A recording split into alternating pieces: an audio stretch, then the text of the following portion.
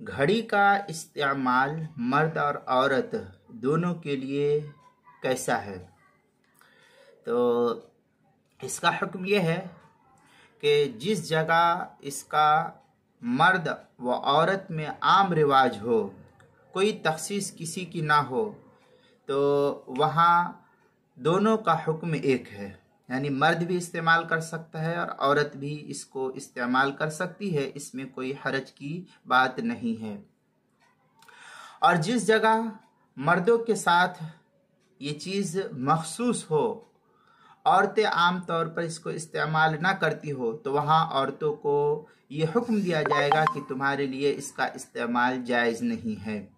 کیونکہ عورتوں کو مردوں کے ساتھ تشبہ کی وجہ سے حدیث شریف میں ممانعت وارد ہوئی ہے، جیسا کہ مشکات المصابیح میں یہ روایت ہے کہ قال النبی صلی اللہ علیہ وسلم لعن اللہ المتشبہین من الرجال بالنساء والمتشبہات من النساء بالرجال، یعنی نبی پاک صلی اللہ علیہ وسلم نے ارشاد فرمایا کہ اللہ تعالیٰ نے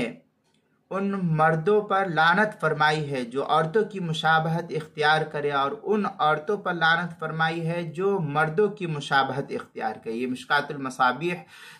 کتاب اللباس 380 صفحے پر باب الترجل الفصل الاول، یاسر ندیم دیوبند کا چھپا ہوا نسخہ ہے، اس کے اندر اس کو نقل کیا ہے۔ فتاوی محمودیہ جو حضرت مولانا مفتی فاروق صاحب رحمۃ اللہ علیہ کی تحقیق کے ساتھ چھپا ہوا ہے، اس کی 28ویں جلد صفحہ نمبر 46 پر اس کو نقل کیا ہے۔ اس لیے جو ہے اس کا استعمال مرد اور عورت ہر دو کے لیے اس کا استعمال جائز ہے، اس میں کوئی حرج کی بات نہیں ہے، لیکن تفصیل وہی ہے جو تفصیل حضرت مفتی محمود صاحب رحمۃ اللہ علیہ نے اوپر نقل کی ہے، اس لیے اس کا خاص خیال رکھا جائے۔